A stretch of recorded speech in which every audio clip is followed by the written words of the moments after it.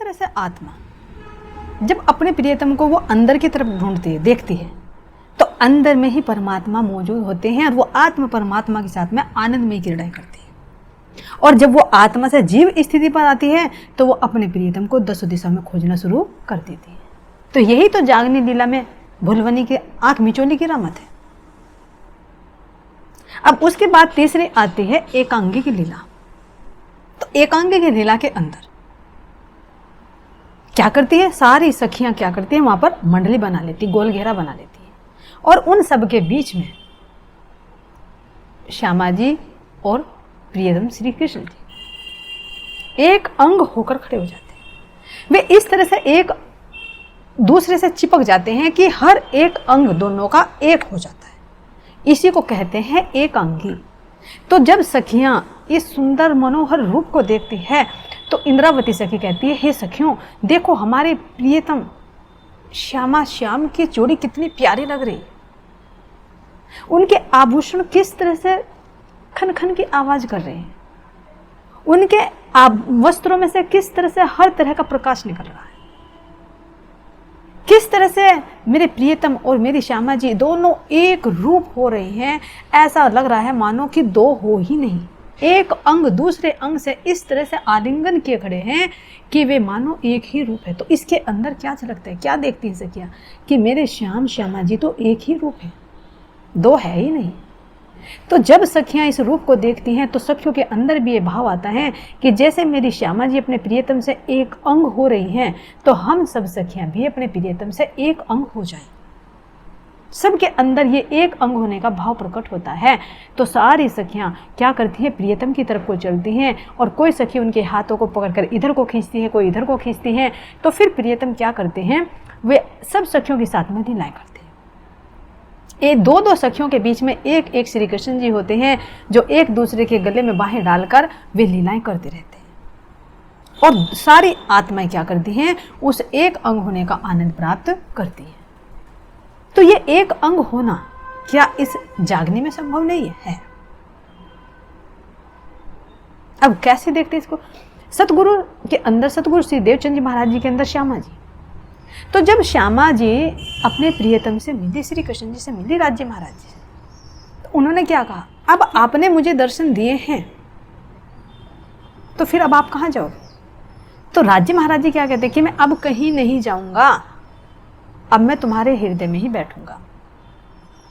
तो फिर श्यामा जी क्या कहती है कि जब आप मेरे हृदय में बैठोगे तो मुझे और पूछने की क्या जरूरत है, जब आप मेरे हृदय में ही रहोगे तो मैं आपसे अलग हूं कहां, तो जो भी करोगे आप ही करोगे। तो यहां पर क्या हुआ, श्यामा जी और राज जी दोनों एक अंग ही तो हुए। तो इसीलिए कहा कि सतगुरु संग करतार, साक्षात सतगुरु के अंदर ही तो प्रियतम श्री राज जी हैं, दोनों एक अंग ही तो हैं।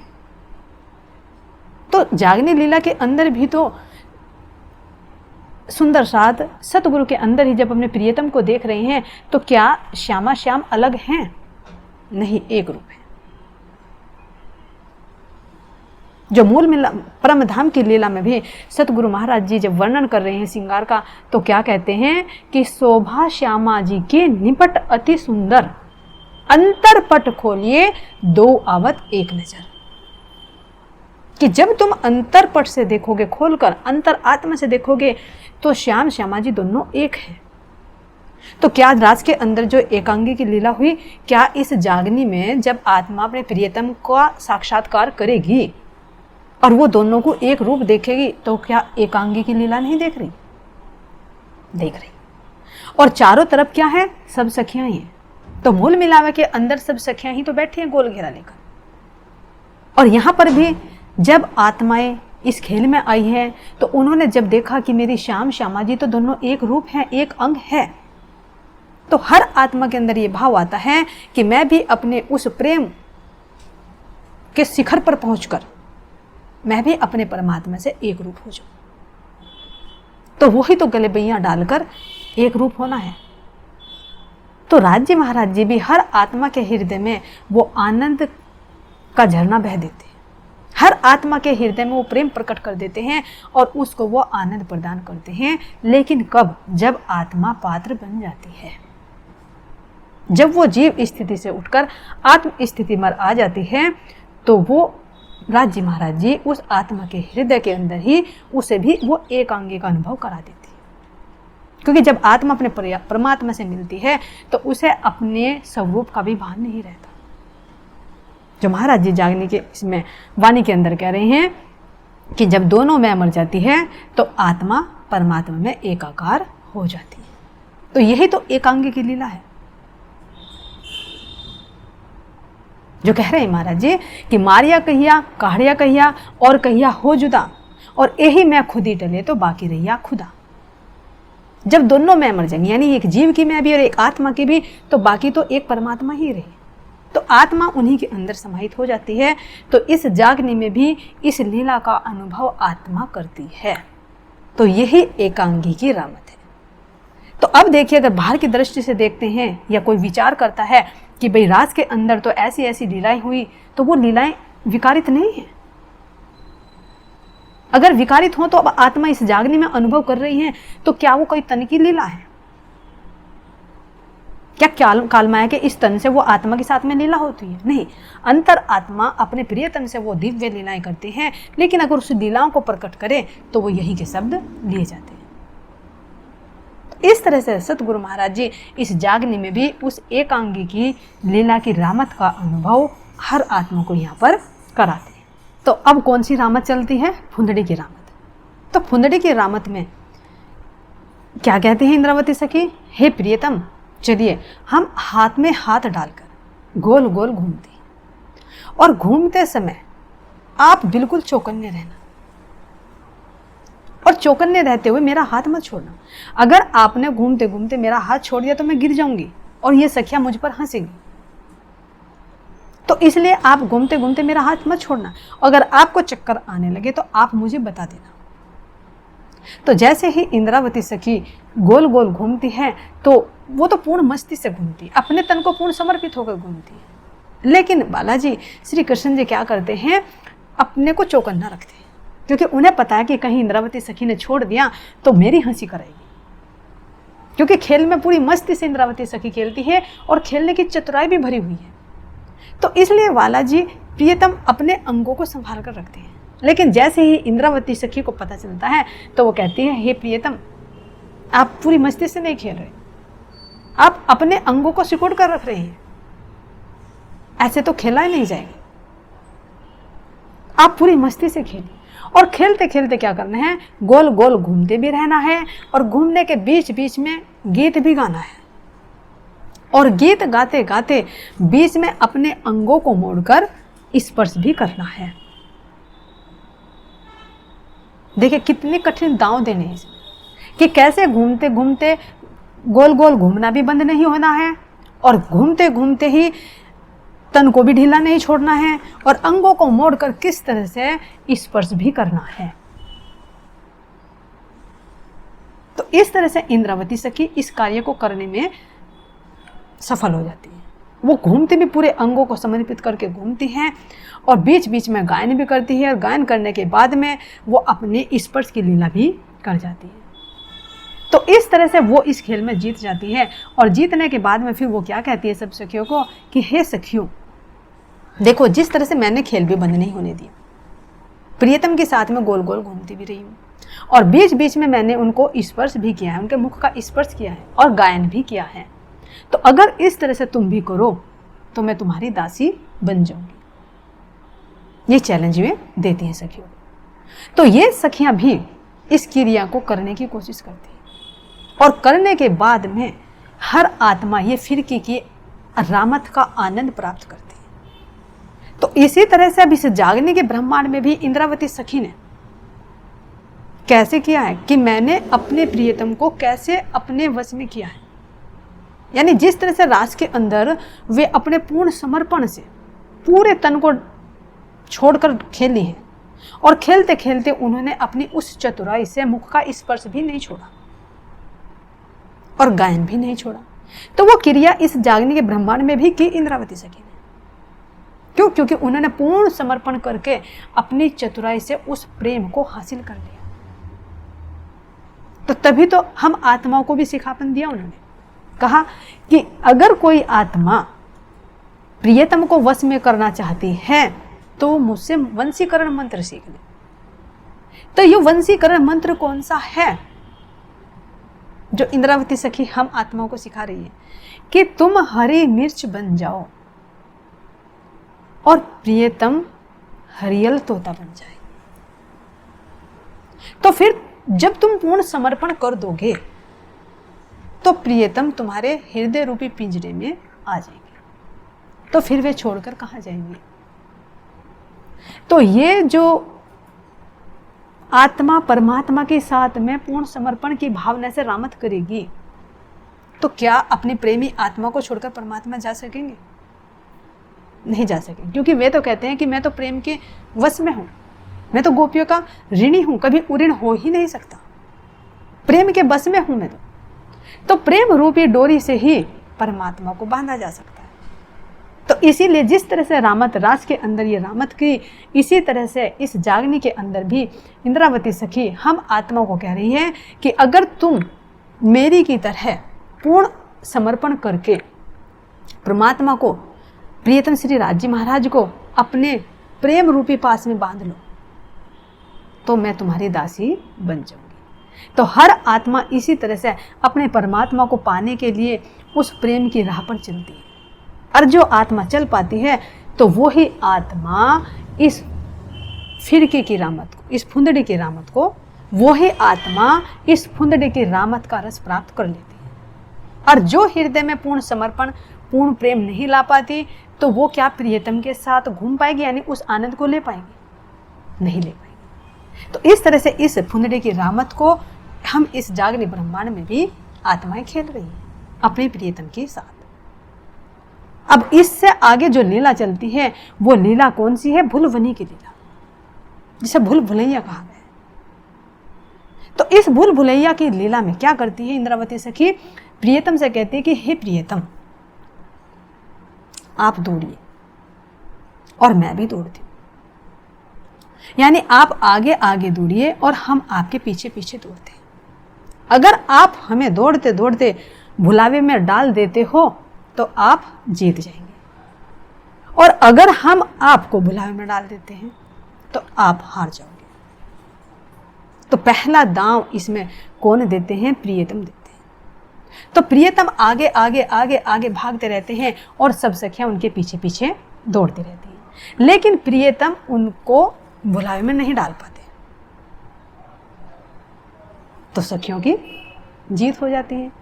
लेकिन अब इंद्रावती सखी कहती है कि हे प्रियतम, चलिए ये भूलवनी की रामत आप मेरे साथ खेल।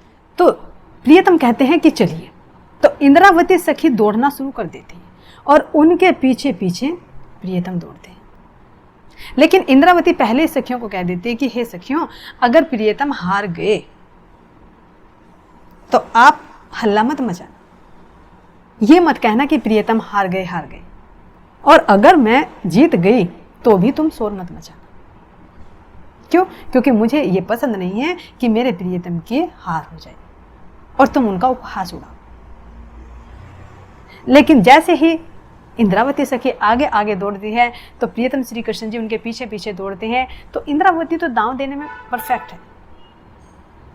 तो जैसे ही वे सखियों के गोले में घूमती रहती हैं, निकुंज के चारों तरफ घूमती रहती है, तो प्रियतम उनको पकड़ने के लिए दौड़ते रहते हैं।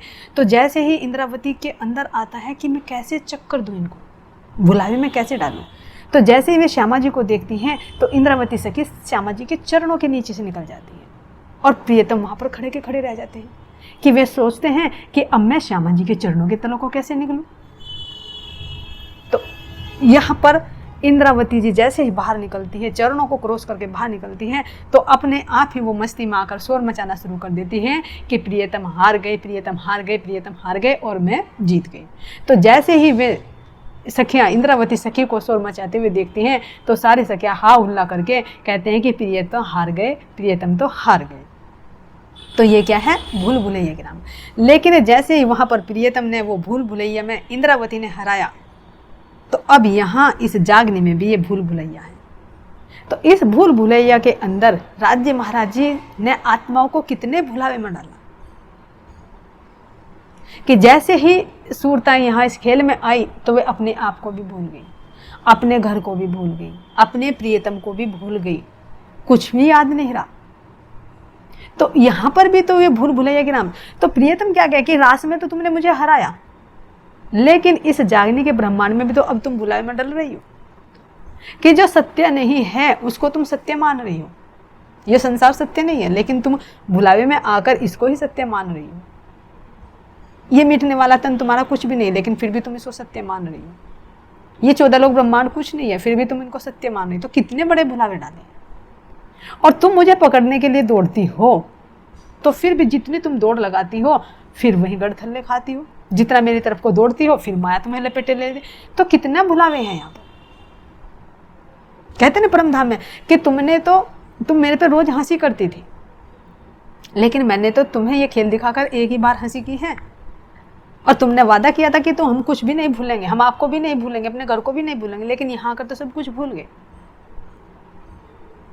तो ये सारा खेल जो चल रहा है ये सारा भूल भुलैया का ही तो है। तो जब भी आत्मा जीव स्थिति पर आ जाती है तो वो अपने प्रियतम को भी नहीं पहचान पाती, अपने घर को भी नहीं पहचान पाती, और तो और अपने आप को भी नहीं पहचान पाती। और यहाँ तक कि पूर्ण जागृत पूर्ण ज्ञान होने पर भी अगर परमात्मा की कृपा दृष्टि ना हो, राज्य महाराज जी की कृपा दृष्टि ना हो, तो भी वो उस मंजिल को प्राप्त नहीं कर पाती। तभी तो कहा कि चाहे तुम कितने ही दौड़ लगा लो, लेकिन जब तक मेरा इश्क नहीं लोगे, जब तक मैं हुक्म नहीं दूंगा, तो तुम अपने घर को वापस नहीं आ पाओगे। तो ये भूल भुलैया की रामत इस जागनी में भी चल रही है कि जब आत्मा अपने वास्तविक स्वरूप में होती है तो देखती है कि मेरे तो परमात्मा मेरे पास में है, मैं तो उनके साथ में रामते कर रही हूँ। और जैसे ही प्रियतम वो दृष्टि हटा देते हैं और वो दृष्टि जीव पर आ जाती है, तो वो ये देखती है कि मेरा धाम कहाँ है, मुझे तो अपने परमात्मा की याद भी नहीं रहती, मैं इस माया में कैसे फंस जाती हूँ। तो ये क्या है, ये ही भुलवनी की लीला हम आत्माओं के साथ में चल रही है।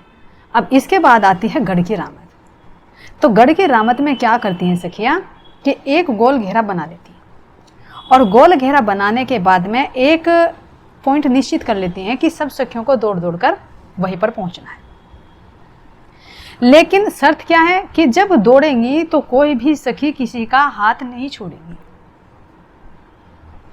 अब क्या कह रही इंद्रावती सखी कि आगे आगे प्रियतम, उनके पीछे उनका हाथ पकड़े हुए श्यामा जी, और श्यामा जी का हाथ पकड़े हुए पीछे इंद्रावती, और इंद्रावती के पीछे सारी सखियां जो एक दूसरे का हाथ में हाथ पकड़े हुए हैं। तो इंद्रावती सखी सब सखियों को पहले ही सचेत कर देती हैं कि देखो सब सखियों को जब दौड़ लगानी है तो बहुत हा हुल्ला मचेगा, इसलिए कोई भी हाथ ना छोड़े।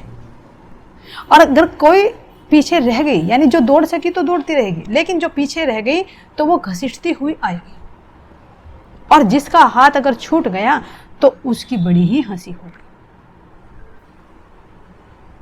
और दौड़ते दौड़ते कहां पर जाना है, जो पॉइंट बनाया है कि जो गढ़ है हमारा, उस गढ़ पर तुम्हें थप्पा मारना है, वहां तक दौड़ते ही रहना है।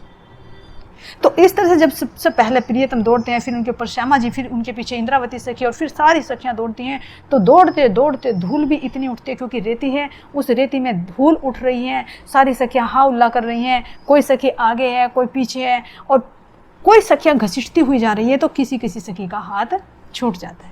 तो जो सखी पीछे रह जाती है उसकी सारी सखियां फिर हंसी उड़ाती है कि भाई ये तो इस दौड़ में पीछे रह गई। तो इसी लीला का आनंद भी तो सतगुरु महाराज जी इस जागनी में दे रहे हैं। गढ़ क्या है, अपना गढ़ यानी अपना किला। अपना कौन सा किला, अपना धाम, अपना परम धाम। तो कहाँ की तरफ को दौड़ लगानी है, अपने घर की तरफ को दौड़ लगानी है। कहाँ पर, इस मरुस्थल भूमि में बैठकर, इस रेगिस्तान में बैठकर, जो ये मरुभूमि है, इस मरुभूमि में ही तो अपने घर की तरफ को दौड़ लगानी है। तो सबसे पहले चलकर किसने दिखाया, कौन चल रहे हैं आगे आगे, प्रियतम श्री राज जी। और किसको ले जा रहे हैं वे, श्यामा जी का हाथ पकड़ा। राज्य महाराज जी ने सबसे पहले दर्शन देकर किसके हाथ पकड़े, श्यामा जी का पकड़ा, और श्यामा जी ने फिर इंद्रावती का सर पकड़ा, और इंद्रावती ने सब सखियों को कहा कि धनी जगाए मोए एक ली, मैं जगाऊं जुत के जुत।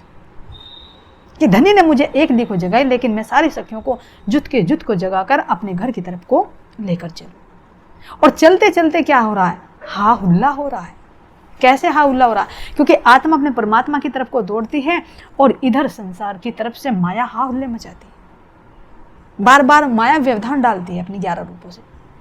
लेकिन इंद्रावती सखी क्या कह रही हैं कि हे सखियों, तुम्हें एक यह बात याद रखनी है कि अपने प्रियतम के, अपनी सखियों के तुम्हें हाथ नहीं छोड़ने। अगर हाथ छूट गया तो क्या होगा? वो सखी पीछे रह जाएगी और फिर उसकी हंसी होगी। तो ये हाथ में हाथ डालना क्या है?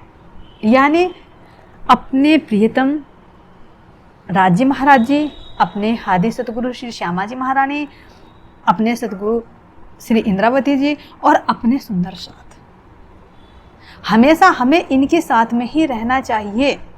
अगर हमने इनका साथ छोड़ दिया, अपने प्रियतम का ध्यान, अपने प्रियतम का संगति छोड़ दी, उनकी वाणी चर्चा सब छोड़ दी, तो क्या होगा? यही तो हमारा हाथ छूटना है। और जब हाथ छूट जाएगा तो क्या होगा? इस मरुभूमि में पड़े रह जाएंगे। और जब परमधाम में जागृति होगी तो क्या होगी? उस आत्मा की बड़ी ही हंसी होगी। तो इसलिए उस गढ़ की रामत से महाराज जी हमें इसमें क्या शिक्षा दे रहे हैं कि जब तक तुम अपने गंतव्य पर नहीं पहुंचते तब तक तुम्हें अपनी सब सखियों का हाथ पकड़कर, यानी सूरता से सूरता का मिलान करके, अपनी सूरता को परमात्मा से मिलाकर और इस आनंद में लीलाओं का रस लेते हुए अपने घर को चलना है। इस स्थिति में अलग अलग परिवर्तन करते हुए। तो इसीलिए तो महाराज जी इसमें क्या कह रहे हैं कि जो इसकी स्पीड का वर्णन आता है, क्या कहते हैं कि पहले तो तुम्हें धीरे धीरे चलना है, फिर अपनी स्पीड को बढ़ाना है और फिर इतनी स्पीड से दौड़ना है, इतनी स्पीड से दौड़ना है कि फिर पीछे मुड़ के नहीं देखना। जो महाराज जी कह रहे हैं कि सोता हो सो जागे, जागिए ठाड़ा होए, ठाड़ा सो आगे पांव भरे, आगे करनी है। तो कि पहले क्या करना है? जो सोता हुआ है तो वो जाग जाए, जो जाग गया तो वो बैठ जाए, जो बैठ गया तो वो खड़ा हो जाए, और जो खड़ा हो गया तो वो आगे चलना शुरू कर दे, और जो चल गया तो वो आगे दौड़ना शुरू कर दे। दौड़कर कहाँ जाना? अपने गंतव्य पर, अपने परमधाम में, जो लक्ष्य है आत्मा का। तो इस तरह से महाराज जी इस खेल में संकेत दे रहे हैं कि किस तरह से तुम्हें इस गढ़ की रामत को यहाँ पर खेलना है। तो इसी तरह से पहले क्या करें कि इसके लिए प्रयत्न थोड़ा थोड़ा, किसी भी कार्य को करने के लिए पहले थोड़ा, फिर और बढ़ाए, फिर और बढ़ाए, फिर और बढ़ाए, तभी तो लक्ष्य तक पहुंचते हैं। तो इसीलिए इस लीला में क्या कर रहे हैं कि पहले धीरे धीरे कदम बढ़ाना है, फिर अपनी स्पीड को और तेज करना है, फिर और तेज करना, और फिर इतने तेज दौड़ना है कि पीछे मुड़कर नहीं देखना। जो महाराज जी कह रहे हैं कि ज्ञान से तुम्हें प्रेम में छलांग लगानी है, तो फिर तुम पीछे मुड़ के ना देखे, ना किसी की कीजिए परवाह, एक धाम हृदय में लेके उड़ा दीजिए अरवा। तो ये क्या है? ये इस रामत का आनंद ही तो है, जो गढ़ की रामत रास के अंदर हमने खेली। तो अब इस जागने में भी हम किस तरह से उसका अनुभव कर रहे हैं, और इस रामत का आनंद लेते लेते क्या करना है? पूर्ण श्रद्धा और समर्पण लेकर हृदय में, जब अगर अपने परमात्मा की पहचान हो गई तो पूर्ण श्रद्धा और समर्पण के साथ में अपने प्रियतम की चरण शरण को पकड़े रखना है। जब पकड़े रखेंगे तो एक न एक दिन लक्ष्य पर पहुंच जाएंगे। तो यही क्या है? गढ़ की रामत है। अब इससे आगे आती है, कौन सी रामत आती है? जो करताली की रामत है। तो इस करताली की रामत में क्या करना है कि हर सखी को ताली से ताली देना है। अब ताली क्या है? यानी हाथों से हाथ मिलाने, सूरता से सूरता मिलाने। तो इसमें दो दो सखी बन जाती हैं, और फिर उस दो सखी के फिर चारों तरफ हो जाती है, यानी चार चार सखी। किस तरह से? जिस तरह से हमारे जो रंग महल है, रंग महल पर हमारी जो 8वीं भूमिका है, और 8वीं भूमिका पर जो हिंडोले हैं, तो उन हिंडोलों में जो ताली पड़ती है तो वो बीच का जो है वो चारों दिशाओं में ताली देता है। तो इसी तरह से यहाँ पर एक सखी बीच में हो जाती है और चारों तरफ में चार सखियाँ हो जाती हैं। तो उन सखियों को क्या करना होता है? दूसरी सखी से ताली देना है, यानी एक को सामने से देना है, फिर दूसरी साइड में घूम कर जाएगी तो फिर उस वाली सखी को देना है, फिर इधर को घूम कर आएगी तो इस वाली सखी को देना है, फिर इधर घूम कर आएगी तो इस वाली सखी को देना है। इस तरह से गोल गोल घूमते हुए सबको ताली देना है। तो कहीं पर तो ये चार चार सखियों के साथ में लीला होती है, और कहीं पर ये दो दो सखी के साथ में भी लीला होती है। तो ये सारी सखियां ताली देने का क्या मतलब है, यानी ताली भी देनी है, उठते हुए भी ताली देनी है, बैठते हुए भी ताली देना है, और आगे से भी ताली देना, पीछे से भी ताली देना, गोल गोल घूमते हुए भी ताली देना। और ताली देने के साथ साथ में क्या करना है, गायन भी करना है। ये नहीं कि खाली ताली देना है, गायन भी करना है। तो इस तरह से सारी सखियां आपस में करताली की रामत खेलती हैं। अब इंद्रावती सखी कहती है कि मैं प्रियतम के साथ में करताली की रामत खेलती हूँ। अब जो इंद्रावती सखी वो प्रियतम को क्या कहती है कि हे प्रियतम, जैसे जैसे मैं ताली देती हूँ वैसे वैसे ही आपको भी ताली देना है। अगर मैं ताली देती हुई चूक गई तो मेरी हार हो जाएगी, और अगर आप ताली देते हुए चूक गए तो आप हार जाएंगे। लेकिन इंद्रावती कहाँ हारने वाली हो, तो प्रेम की मस्ती में होकर खेल रही है, खेलने में भी चतुराई है, प्रेम में भी मस्ती भरी हुई है, और साथ साथ में वो क्या करती है, गायन भी करती है। तो प्रियतम के साथ में वो सामने से भी ताली देती है, इतनी देर में घूम कर आ जाती है, फिर दूसरी साइड से ताली देती है, उठते हुए भी ताली देती है, बैठते हुए भी ताली देती है, आगे से भी ताली देती है, पीछे से भी ताली देती है। तो इस ताली का मतलब क्या है, यानी कर का मतलब क्या है, सूरता का सूरता से मिलान करना, यानी सूरता का अपने परमात्मा को हर समय अपनी दृष्टि में रखना। यही तो शिक्षा महाराज जी दे रहे हैं कि तभी तो तुम उस रास की लीलाओं का यहाँ पर आनंद ले पाओगी। अगर तुम बैठे हो, यानी तुम अगर माया की स्थिति में, तो भी अपने परमात्मा को ना छोड़ो। अगर तुम उठ रहे हो तब भी अपने परमात्मा को ना छोड़ो, चाहे जो भी क्रिया कर रहे हो, चाहे माया तुम्हें कितने भी बुलावे में क्यों ना डाले, लेकिन अंत दृष्टि से तुम अपने प्रियतम में ही लगे रहो। जो महाराज जी एक चौपाई में भी कह रहे हैं कि खाते पीते उठते बैठते सुपन सोवत जागृत, दम ना छोड़े मासुक को जाके असल हक निष्पत। कि जिस आत्मा की अपने परमात्मा से निष्बत है, अपने राज्य महाराज जी से संबंध है, तो वो तो चाहे शरीर से कैसी भी स्थिति में रहे, चाहे महाराज जी कह रहे हैं कि चाहे वो निंद्रा अवस्था में क्यों ना, जो कभी भूले वतन तो भी नजर तहा निदान, कि अगर कभी भूल भी जाए तो भी उसकी अंतर्दृष्टि वहीं पर लगी रहती है। लेकिन अगर वो भूल जाए तो महाराज जी क्या कह रहे हैं कि वो सूरता को हमेशा अपनी दृष्टि को अपने परमात्मा पर ही रखना है, और लगी रहती है अंतर की दृष्टि। लेकिन वो भुलावे में जब महाराज जी डालते हैं तो आत्मा अपने आप को भूलकर वो जीव भाव को प्राप्त हो जाती है, जिसको भूलवनी कहा है। तो इसीलिए महाराज जी इसमें कह रहे हैं कि अगर सोपन अवस्था में भी तुम्हारे अंदर वो वृत्ति है तो उसे थोड़े थोड़े जागृत करो, और तुम चाहे कैसी भी स्थिति में हो तो अपनी सूरता को तुम अपने परमात्मा से लगाए रखो। तो ये कार्य तो इंद्रावती सखी ने तो यहाँ पर किया।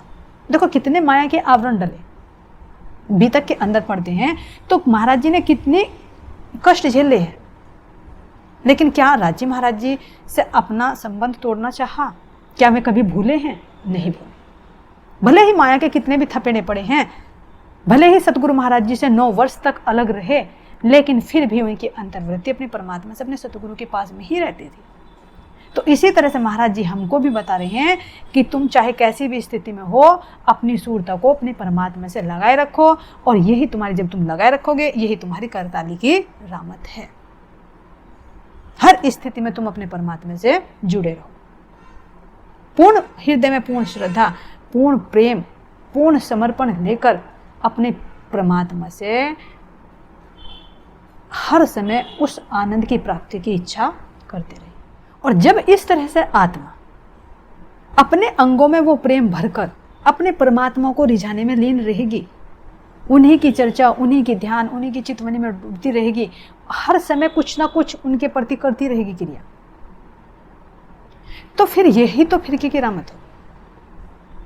वो अपने परमात्मा के साथ में ही घूमती रहेगी, चाहे कहीं भी हो शरीर उसका, कैसी भी स्थिति में हो, वो हमेशा उसकी वृत्ति अपने परमात्मा में ही घूमती रहेगी। इसी को महाराज जी कह रहे हैं कि यही आत्मा की परिक्रमा है, जो अपने 25 पक्षों में या अपने प्रियतम की वृत्ति में खोई रहती है। देत परिक्रमा कर्म सब छूटे, तो यही परिक्रमा है, अंतर आत्मा की परिक्रमा है। और यही रामत फिरकी की रामत इंद्रावती सखी जो रास के अंदर खेल रही है, जिसमें राज जी महाराज जी इस फिरकी की रामत के अंदर भी और इस करताली की रामत के अंदर भी 12,000 रूप धारण करते हैं। क्यों? क्योंकि हर एक की सूरता को अपने परमात्मा से मिलना है, तो वही तो करताली बनेगी। जब आत्मा परमात्मा दोनों सम्मुख होंगे तभी तो ताली लगेगी, तभी तो विचार से विचार मिलेंगे। जो राज्य के अंदर वही तो आत्मा के अंदर तभी तो आएंगे। तो इसलिए इसीलिए इस करताली की रामत के अंदर हर आत्मा के अंदर राज्य महाराज जी ने विराजमान होकर वो करताली का सुख प्रदान किया है। और उसके आगे फिर फिरकी की रामत इंद्रावती सखी खेलती है कि हे प्रियतम, चलो मैं अकेली आपके साथ में फिरकी की रामत खेलती हूँ। तो वास्तव में फिरकी की रामत इंद्रावती सखी वहाँ पर भी विजय हुई, रास के अंदर भी, और यहाँ पर जागने के ब्रह्मांड में भी इंद्रावती अपने प्रियतम की एक फिरकी तो बनी हुई है कि मैं तो तुम्हें एक पल के लिए भी नहीं छोड़ूंगी, चाहे जैसी हाल में रखो मैं आपके ही पास में रहूंगी।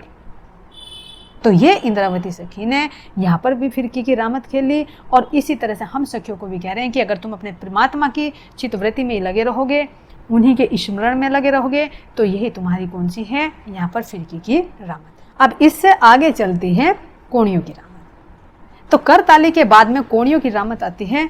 तो कोणियों की रामत में इंद्रावती सखी क्या कहती हैं कि इस लीला के अंदर विशेष आनंद आने वाला है। वो कैसा आनंद है कि इसमें हाथ से संकेत न देकर कोणियों से संकेत देने, कोणियों से कोणियों को मिलाना है। तो ये जब कोणियों से कोणियों को मिलाएंगे तो इसमें विशेष रामत होगी। अब कोणियों से संकेत कैसे देना है, उठते हुए भी देना है, बैठते हुए भी देना है, गोल गोल घूमते हुए भी देना है, और साथ साथ में क्या करना है, गायन भी करना है और नृत्य भी करना है। अब इस खेल के अंदर सारी सखियां कोणियों से खेलना शुरू कर देती हैं और प्रियतम श्री कृष्ण जी भी खेलना शुरू कर देते हैं। लेकिन इसमें जब इंद्रावती सखी खेलती है तो वो बहुत ही चतुराई से खेलती है।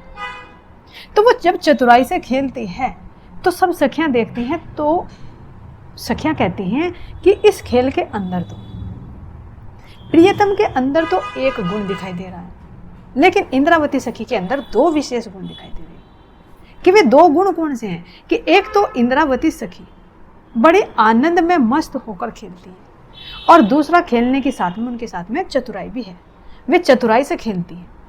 और प्रियतम के अंदर एक ही गुण है, वो कौन सा गुण है कि वे इस खेल को बहुत आसानी से सीख लेते हैं। तो वास्तव में क्या है, वो गुण तो दिया हुआ राज्य महाराज जी का ही है, लेकिन यहाँ इस खेल के अंदर ये विशेष गुण इंद्रावती के अंदर झलकाया गया है। क्यों? क्योंकि आत्मा जो होती है, तो आत्मा के अंदर एक प्रेम की मस्ती होती है, तो वो परमात्मा की दी हुई तो होती है, नहीं तो आत्मा के अंदर कहाँ से है।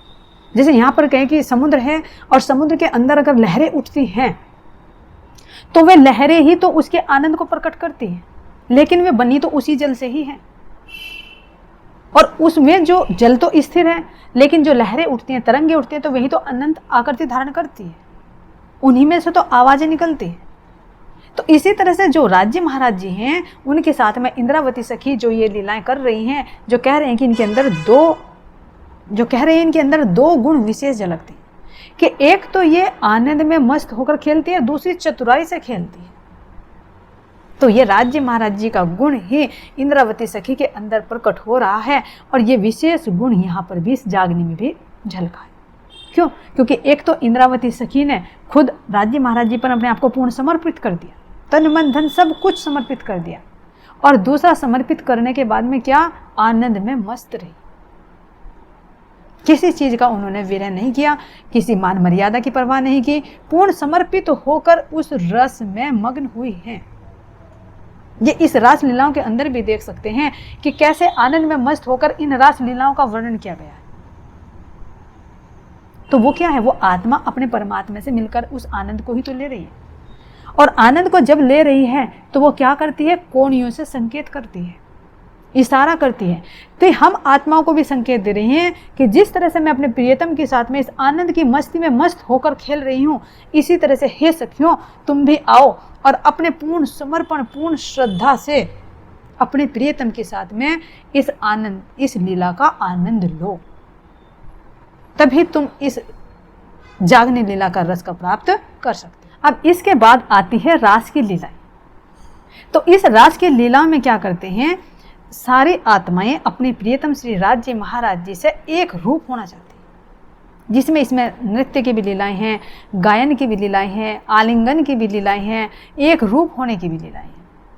तो इस रास की लीला में सखियों के, प्रियतम श्री राज जी के वस्त्र और आभूषणों सब का, दिव्य लीलाओं का, दिव्य वस्त्र और आभूषणों का वर्णन है। तो इस रास की लीला के अंदर जब सारी सखियां अपने प्रियतम श्री कृष्ण जी का तिरछा रूप देखती है कि मेरे प्रियतम किस तरह से एक पैर को मोड़े हुए, आधे इधर को झुके हुए, इधर को बांसुरी हाथ में लिए हुए, मुकुट भी टेढ़ा, उनकी नजरें भी टेढ़ी, उनकी बांसुरी भी टेढ़ी, उसकी मुस्कुराहट भी टेढ़ी, पूरा ही अंग ऊपर से नीचे तक। तो उनके इस सुंदर रूप को देखकर सखी क्या कहती हैं कि हमारे प्रियतम तो मोहन बेल बन गए हैं।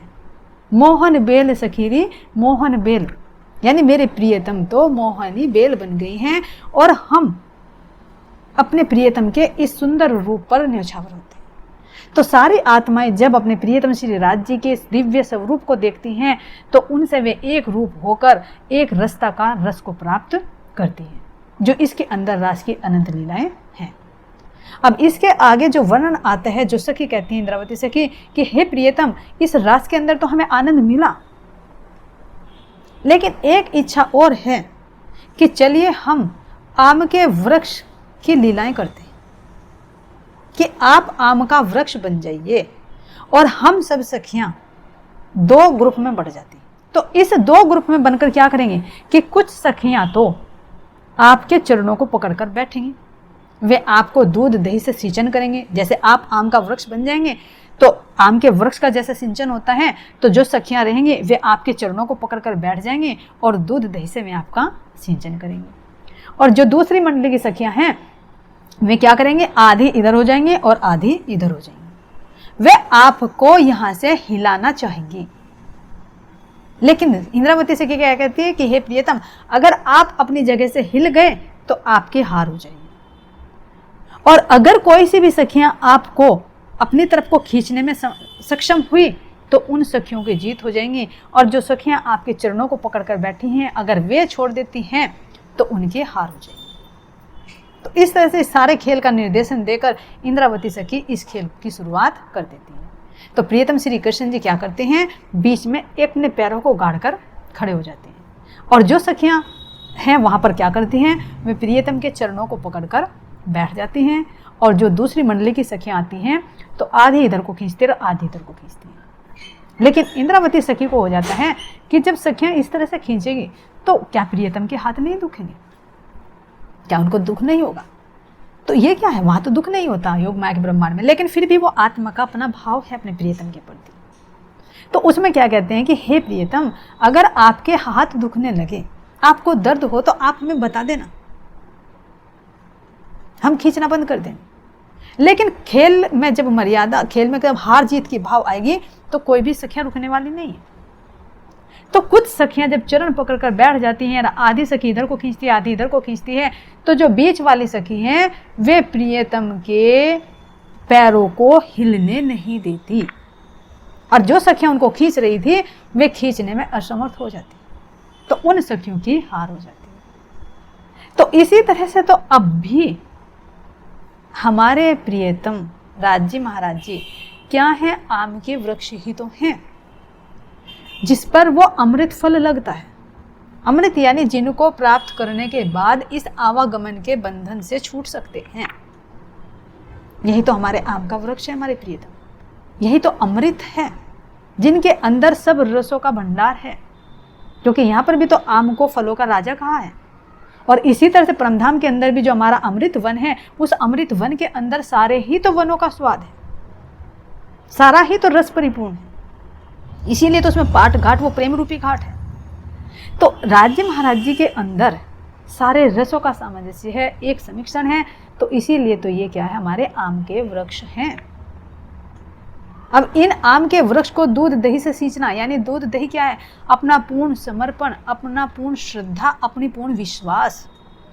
तो जो सखी चरणों में बैठी हैं तो वही तो पूर्ण श्रद्धा, समर्पण और विश्वास से उनके चरणों में बैठेंगे। और वे भी कब पकड़ेंगे, जब प्रियतम चाहेंगे कि ये सखी मेरे चरणों को ना छोड़े, क्योंकि जिन पर उनकी दृष्टि होगी वही तो पकड़ कर बैठेगी, और जिनको भुलाना होगा उनको दूसरी साइड में कर देंगी। वे जो भी राज्य महाराज जी को माया में रहकर उनको अपने वश में करना चाहेगी तो प्रियतम उनके वश में नहीं होगी। अगर कोई बलपूर्वक राज्य महाराज जी को अपने वश में करना चाहे वो नहीं आएंगे। जो महाराज जी कह रहे हैं कि चाहे कोट करो धुतार, पर धनी धुतार में आने वाले नहीं है। तुम छल से अगर परमात्मा को प्राप्त करना चाहते हो तो छल से परमात्मा बस में नहीं आने वाले। कैसे बस में आएंगे वे? पूर्ण श्रद्धा, समर्पण और विश्वास। तो वही तो सखियां उनके चरणों को पकड़ कर बैठी हैं। और जो सखियां बल लगाकर अपनी तरफ को खींचना चाहती है तो उनकी क्या हो जाती है? हार हो जाती है इस खेल में। तो तभी तो यहाँ इस खेल के अंदर भी जो रतनबाई है उन्होंने कहा कि मैं जबरदस्ती अपने सतगुरु को, क्योंकि पिता का संबंध है तो राज्य महाराज जी मेरे पास में होंगे, लेकिन नहीं, जहाँ श्रद्धा है, समर्पण, पूर्ण विश्वास है, वो इंद्रावती सखी ही अपने धनी के चरणों को नहीं छोड़ेगी। तो इसीलिए तो दावा करती है कि हे रतनबाई, मेरा प्रियतम मेरे हृदय में है, अगर तुझ में दम है तो लेकर दिखा दे। तो यही तो एक सखी है जो धाम धनी के चरणों को पकड़कर बैठी है। तो अगर हम पूर्ण विश्वास से, पूर्ण समर्पण से अपने परमात्मा के चरणों को नहीं छोड़ते तो वास्तव में उनके आनंद का रस प्राप्त कर सकते हैं। जो उनका रस है उस रस का स्वाद ले सकते हैं। और अगर दूसरी जो माया रूपी हैं, अगर वे परमात्मा को हमारे से छुड़ाने के लिए आएंगी, रुकावट डालेंगी, लेकिन हमें अपने परमात्मा के चरणों को नहीं छोड़ना। अब इसके बाद आती है हमारी कौन सी लीलाएं? उड़न खटोले की लीला। उड़न खटोले का मतलब क्या है? लंबी छलांग लगाना। तो इंद्रावती सखी कहती है, हे प्रियतम, हे सखियों, ये जमुना जी की रेती तो बहुत ही कोमल, बहुत ही दिव्य है। तो इसके अंदर तो मेरी इच्छा हो रही कि हम क्यों ना इस पे कूद कूद के खेलें। लेकिन खेलने के लिए तो एक प्रतियोगिता का भाव हो तो खेलने में और ज़्यादा आनंद आता है। तो सारी सखियां आपस में सलाह करती हैं कि चलो ये देखते हैं कि कौन सबसे ज़्यादा लंबी छलांग लगाता है। तो पहले सखियां किसको कहती हैं कि प्रियतम ही पहली छलांग लगाएंगे। तो जैसे पहले प्रियतम छलांग लगाएंगे तो उनको देखकर श्यामा जी छलांग लगाएंगी, फिर उनको देखकर इंद्रावती छलांग लगाएगी और फिर सारी सखियां छलांग लगाएंगी। तो अब राज्य महाराज जी क्या करते हैं? अपने सारे अंगों को समेटकर छलांग लगाते हैं। और फिर इंद्रावती सखी कहती है कि हे सखियों, देखो तुम जो प्रियतम की इस छलांग की प्रशंसा कर रही हो, तो देखो मैं प्रियतम से भी लंबी छलांग लगाती हूँ, फिर तुम मेरी छलांग की प्रशंसा करना। तो इंद्रावती सखी क्या करती हैं कि सारे अंगों को समेट लेती है और समेट कर वो लंबी छलांग मारती है, तो जो प्रियतम से भी लंबी छलांग है। तो जब सारी सखियां देखती हैं, अरे वाह, इंद्रावती सखी ने तो बहुत लंबी छलांग लगाई है, जो प्रियतम से भी आगे निकल गई, तो सारी सखियां इंद्रावती की जय जयकार करने लगती हैं। तो इसी तरह से फिर बारी बारी से सारी सखियां उस जमुना जी के किनार की रेती में लंबी छलांगे लगाती हैं, जिसको उड़न खटोले की लीला कहा है। तो जैसे उस रेती में हमने छलांग लगाई, ऐसे ही तो अब सतगुरु महाराज जी कह रहे हैं कि इस जागने में भी तुम्हें इस रेती में छलांग मारने की लीला करनी है,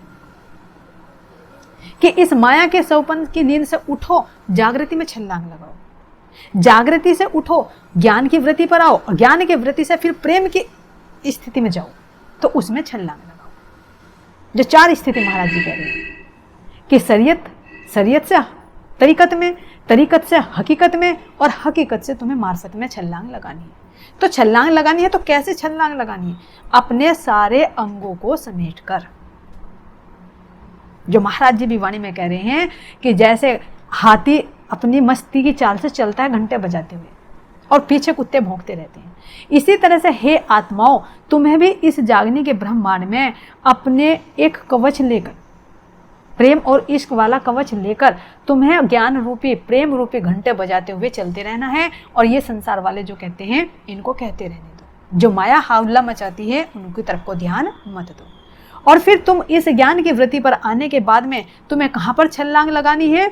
मार्फत में, यानी प्रेम में। ज्ञान से भी तुम्हें प्रेम में छलांग लगानी है। कैसे लगानी है? सारे अंगों को समेटकर। तो सारे अंगों को समेटने का मतलब कैसे? जो महाराज जी ने उसमें दिया है दृष्टांत कि जैसे सुई के नाके में धागा डालते हैं, तो उसमें अपनी चित्तवृत्ति को कितनी एकाग्र कर लेते हैं।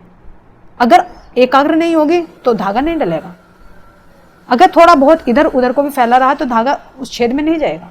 तो इसी तरह से महाराज जी कह रहे हैं कि जिस तरह से सुई के नाके में धागा डालते समय एकाग्रता रखते हैं और सारे धागे को एक जगह समेट लेते हैं, तब उस छेद में प्रवेश कराते हैं, तो इसी तरह से महाराज जी कह रहे हैं कि अपनी चित्त वृत्ति को बाहर से सबको सिकोड़ लो, और सिकोड़ने के बाद इस ज्ञान रूपी पहाड़ पर से उस प्रेम रूपी सागर में छलांग लगाना है। तो वास्तव में ये छलांग तो इंद्रावती सखी ने लगाकर दिखाई, तो इसीलिए तो सबसे लंबी छलांग हुई। उनके पास हकीकत का भी ज्ञान और हकीकत के साथ में मार्फत में भी, और मार्फत में उस प्रेम में राज्य के हृदय में भी डूब गए, तभी तो हमें वो यु ज्ञान दिया, ये रास्ता बताया। तो ये इस जागने में लंबी छलांग है, यानी सारे अंगों को समेट कर अपने गढ़ में, अपने परमधाम में उस लक्ष्य पर थप्पा